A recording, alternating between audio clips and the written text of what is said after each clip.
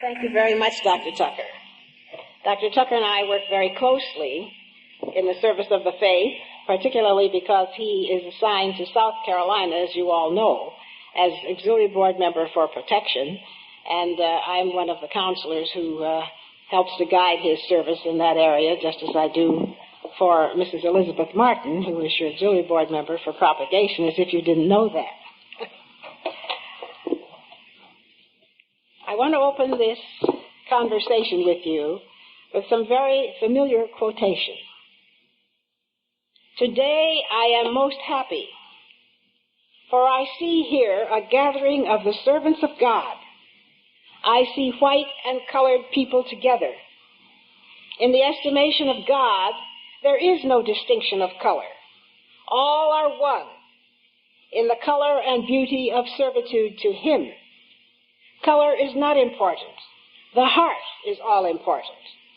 A meeting such as this seems like a beautiful cluster of precious jewels, pearls, rubies, diamonds, and sapphires.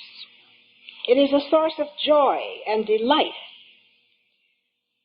Whatever is conducive to the unity of the world of humanity is most acceptable and praiseworthy.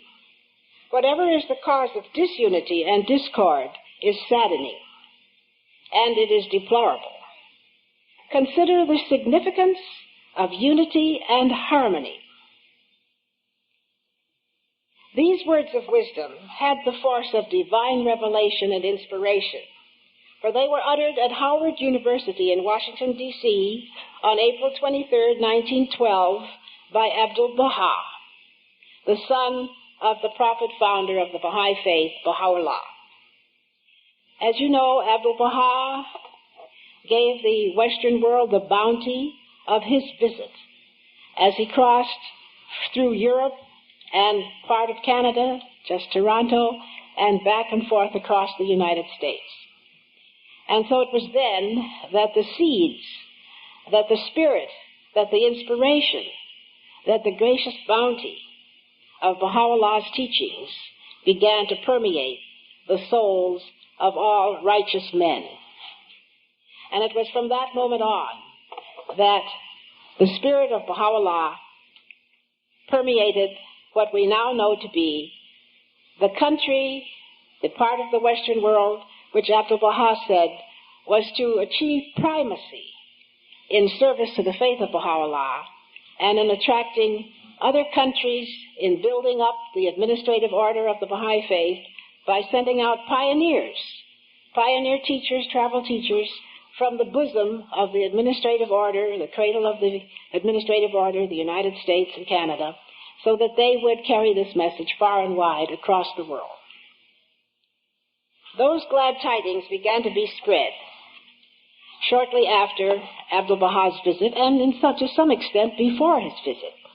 Because, as we know now, it was in 1893, after the death of Baha'u'llah in 1892 in the Holy Land, that the first mention was made of the fact that Baha'u'llah was the prophet-founder of a great new religion. This comment was made at a conference or convention for religious leaders. It was held in Chicago. And when that moment of silence was observed to pay tribute to Baha'u'llah, we know now that certain waves of inspiration began to flow throughout this continent. And hence we have today these jewels, these precious jewels, whom you represent. The sapphires, the diamonds, the pearls, the rubies. And so it is that we today, in honoring Mr. Gregory, are really celebrating the success story of what happens when a prophet-founder utters his mother words and gives rise to a new revelation. In fact, we're taught by Baha'u'llah, with repetition and explanation of his teachings by Abdu'l-Baha and by the guardian Shoghi Effendi, that when a new revelation is born on the face of the earth, it is the plan of God to have all previous loyalties interrupted for a moment in some mysterious way, so that all the world of humanity may have an opportunity to hear the message through the heart, many times through the heart first, before through the ears and eyes. And so then when these believers, whom you represent, so many of you, and others of our guests here, who now have this opportunity to hear the Baha'i faith if they hadn't before, then there comes that opportunity for reawakening, for rebirth, for new dedication to the plan of God. And thus it is that those who respond, as did the Christians in the early days, responding to Jesus Christ's message, those who respond become the builders, the champion builders, the torchbearers, the vanguard of a new civilization. So these are some of the things that Mr. Gregory taught as he rode the buses through all parts of the United States, with special emphasis, of course, on his dearly beloved Southland. And it was my privilege to come to know Mr. Gregory when I was just a little girl, because of the fact that he came to Cleveland, Ohio, and gave fireside talks, about which so many of us know and have had experience, and happened to give a talk in the home of an attorney and Mrs. Fleming, who lived on the same street with attorney and Mrs. Alexander H. Martin, and all of whom were friends. And as you know, Mr. Gregory was a young black lawyer, so was Mr. Martin, so was Mr. Fleming. And when they went to that fireside at the Flemings' home and were given the message by Louis Gregory, my mother told me later that my father said to her, "Well, this is what we've been looking for. This is an opportunity for the prejudices of the world to be obliterated."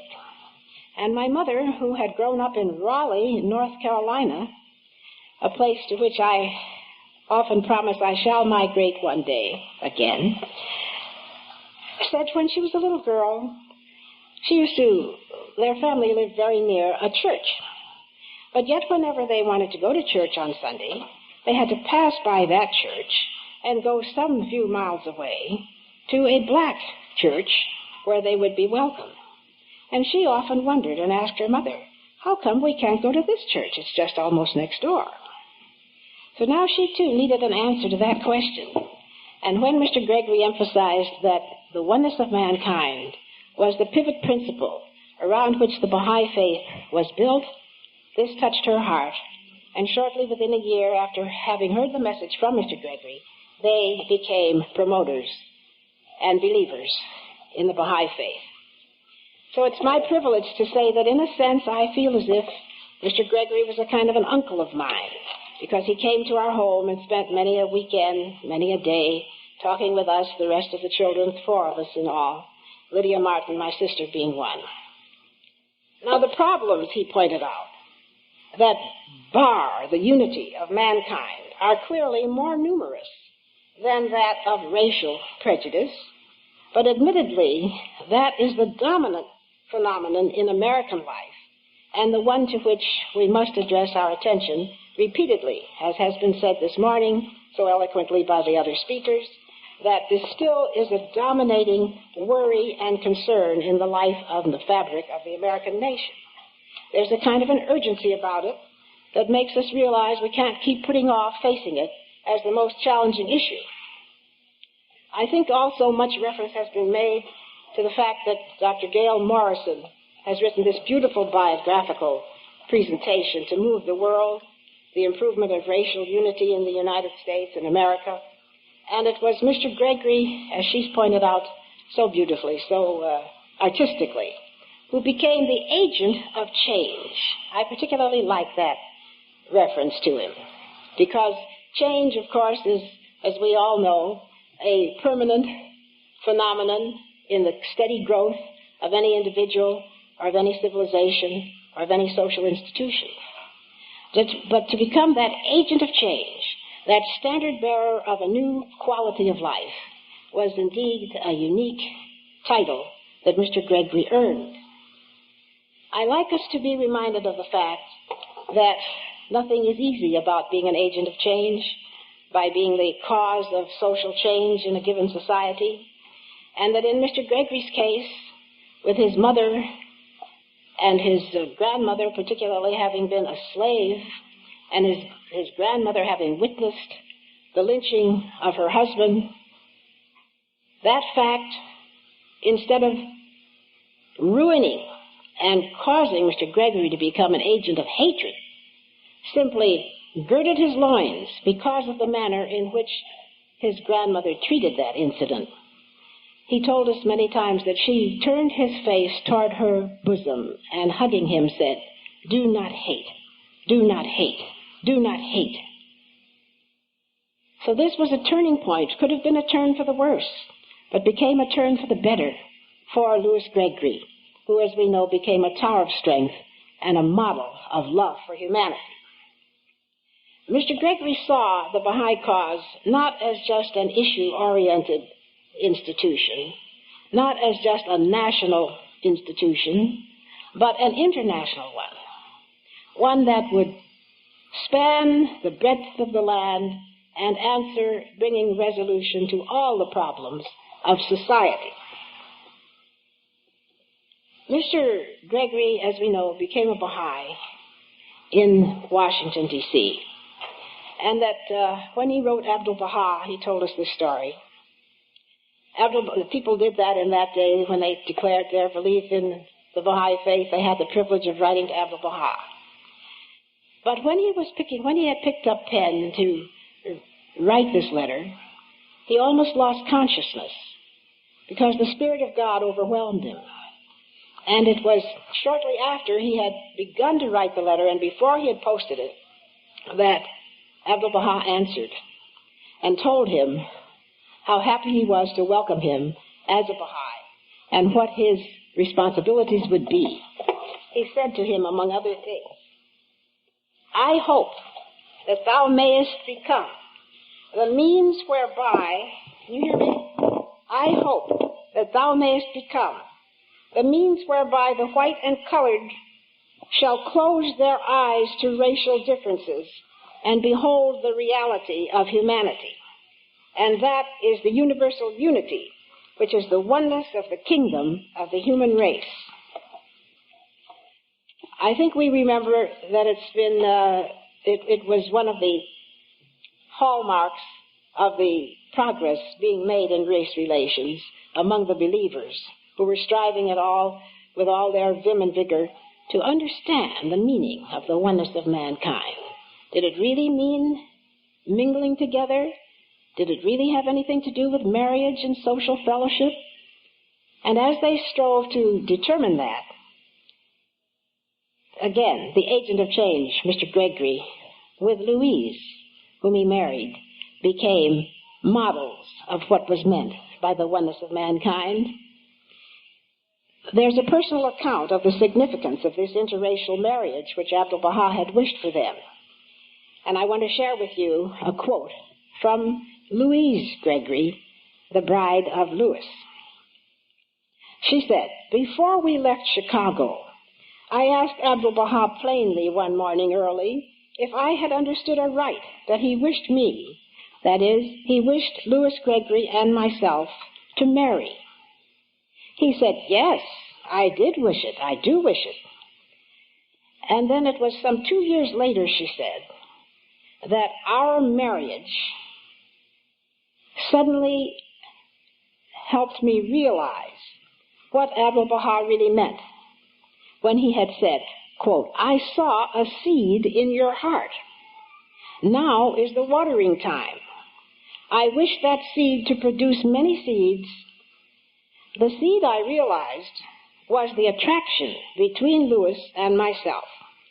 The watering time was the ripening of this feeling into love, leading to marriage. Its fruit was the one seed, producing many seeds thereafter, the attraction of the hearts of the white and colored, to be produced by our love and our marriage. Our marriage is therefore important. As Abdu'l-Baha has indicated, it was the first interracial marriage between these two races among the Baha'is, you know, and known to be brought about by Abdu'l-Baha himself, thus encouraging interracial marriage and letting the Baha'is know that he encouraged it. They were extremely happy together. I add now, by way of comment, and comforted, when need be, by the unfailing support of Abdu'l-Baha, who said to them, I am continually remembering you in my prayers, and I beg of God that through you good fellowship may be obtained between the white and the black, for you are an introduction to this accomplishment. As it happened, I was still a member of the National Spiritual Assembly when in 1966, at an intercontinental conference being held in Wilmette, Illinois, the headquarters, national headquarters of the Baha'i Faith, we determined to send forth to the newspapers in the midst of a debate, a period of doubt and debate and toward disunity on the question of interracial marriage that was being sounded in the courts in some parts of the country, we determined to send forth a statement of position, a Baha'i position on the question of interracial marriage, and I read a section of it. Wilmette, Illinois, August 15, 1966. Interracial marriage was defended in a statement by the governing body for the Baha'i Faith in the United States, issued today. Quote, the basic Baha'i principle of the oneness of mankind upholds the right to select a mate without regard to religious background, nationality, or race, announced the National Spiritual Assembly of the Baha'is of the United States, meeting August 12th to 15th. This policy statement was prepared to clarify the Baha'i attitude on interracial marriage, the subject of an important case soon to be decided by the Supreme Court. Quote, there is no evidence, unquote, quote continues, that any race is superior or inferior to any other, and the fear that the offspring of interracial marriage is likely to be defective is completely unfounded. Geneticists have demonstrated that there are no deleterious biological effects from interracial unions such as that. In fact, there's a considerable anthropological and historical evidence to the contrary, that some blending of races has produced physical types in various areas of the world that have been superior to the parental stock.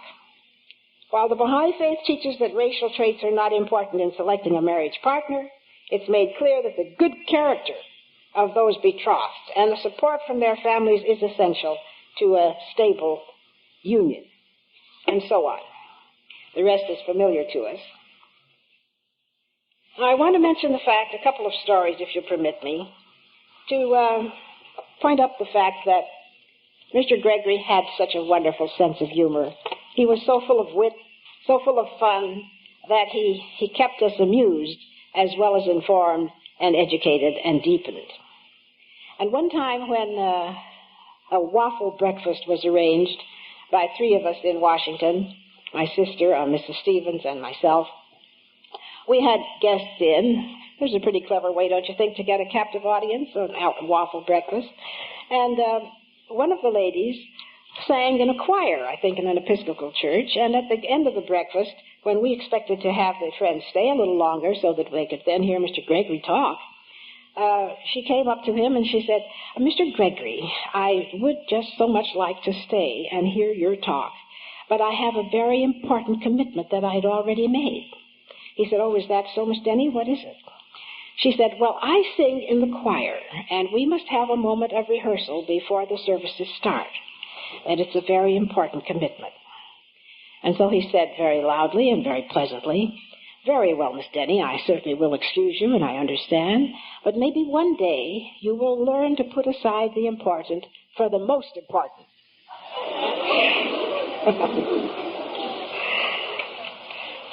It was his grandmother also, you know, who had such a wonderful sense of humor that when he talked about her, he said, she was the only one who held me in such charm by her stories that even in and regarding plantation days, she could find fun and wit and cleverness. So then racial amity, creating higher and higher levels of racial amity, became his obsession. And it was because both Abdu'l-Baha and the guardian, Shoghi Effendi, encouraged him to spend his energies in that direction. In fact, the guardian wrote him and told him that on one occasion when he was reelected to the membership on the National Spiritual Assembly, told him that he hoped that he would not permit administrative responsibilities in any way to interfere with the effective conduct of his teaching work. Now, Mr. Gregory, as you've been told this morning already, rode the buses, rode the Jim Crow buses, rode the Jim Crow trains, going up and down, particularly in the South, giving the message. And one time he told us that whenever he sat on a bus or in a train, he made sure that his seatmate heard the message. Because he said, one of these days, I shall meet this person up in the kingdom beyond. And this person will then turn to me if I have failed to give him the message and say to me, Mr. Gregory, you knew about Baha'u'llah when you sat on the bus with me going from Spartanburg to Columbia, South Carolina, and you didn't tell me about it? Why didn't you tell me? He said he wasn't going to allow that to happen, so he told him. And he told them about the essence of the need for bringing together all mankind under the shadow, under the tent, and the protection of Baha'u'llah. My chairman, my presiding chairman here, has told me to limit my remarks, and so I shall try to be obedient. And I have another couple of stories I want to share, though, if I may, Bill. One is about backsliding. I don't think if you've not been in a Baptist circle, you ever heard that term, backsliding. But my sister and I, Lydia Martin, were teaching the Baha'i faith to Mrs. Agnes Brawley. Some of you have known her, and her sister Diane. And they finally signed up and became Baha'is. But just before they signed their cards, Agnes said to us, just like a lightning bolt out of the sky, she said, do the Baha'is ever backslide? Well, we were so idealistic, talking about the ideal religion of the world. And so we said, no, never, because it's a young religion, and there hasn't been time for people to grow disillusioned and for any corruption to creep in. And so, no, Baha'is never backslide. But shortly after that, we were to go to Greenacre and be in the presence of Mr. Gregory. So as soon as we arrived, we said, Mr. Gregory, we have a question to ask. We're so afraid we said the wrong thing to our students. What should we have said? So he was very magnificent and very magnanimous, and he smiled upon us and said, well, I think I would have answered that question this way.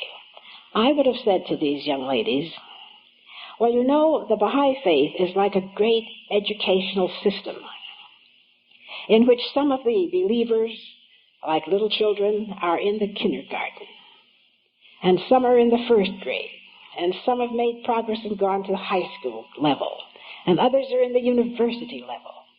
And so it all depends on what level of understanding of the Baha'i faith a person is as to whether he lives the life and meets the standard that the beautiful principles of Baha'u'llah have brought to him. So thereafter we gave a better answer. Now, my sister, Miss Lydia Martin, whom I have to refer, she's recently deceased, was such a wonderful Baha'i teacher that when she was, I say, suffering with no exaggeration, her experience in Arkansas as a dean of women, that in itself brings suffering, that title, and that kind of service at a college. Dean of Women, and a member, happily, of a committee called Religious Emphasis Week Program Committee. And as we all know, many of these colleges had limited budgets. And at one of the meetings, they said, now we want a speaker for Religious Emphasis Week. And Miss Martin raised her hand and said, well, if our budget is limited, maybe I could offer the name of someone who wouldn't cost you anything to come here and give some talks. Oh, yes, who would that be? Mr. Louis Gregory, member of the National Spiritual Assembly of the United States. It could be arranged that he would come and stay the week, and it wouldn't cost the college anything. Oh, yes, let's have that. And so he did go. And he spent a wonderful week in Pine Bluff, Arkansas, at the Arkansas State University, A&M State University, black-oriented, and loved the experience. And talked at all the black churches, and talked all over the campus with the president saying to the farm hands and the staff, leave your tools and utensils and come and hear Mr. Gregory. because many, in fact, I would say practically all of the presidents of the leading outstanding black colleges in the day of Mr. Gregory's teaching knew about him because he'd been there. He'd been at those colleges and he'd left these priceless seeds and this wisdom of his. And I share with you briefly a letter from Miss Charlotte Linfoot, written to Mr. Gregory on the occasion of his having made that trip and having spent that week in Pine Bluff, Arkansas, with Lydia Martin as his host. And so this letter is signed by Louis Gregory. My dear Baha'i friend, Lydia Martin, a letter from Miss Charlotte Linfoot, Secretary of the National Teaching Committee, expresses deep interest in the Baha'i work that you are performing in Pine Bluff, Arkansas, and a willingness to aid your continued efforts in every way possible. I hope you will keep in touch with her and report whatever progress is made. Do not fear anything. Success for our sincere efforts, however humble, is divinely decreed. Failure can come only if we abandon trying to teach. If we lose one job, Baha'u'llah will give us another, and he is all-powerful. It is my plan to write President Watson, Dean Parker, and others of my friends there, whom I esteem very highly and to whom I'm very grateful. But this will happen after my return home. Good news to you. With cordial greetings and best wishes to all, Louis G. Gregory.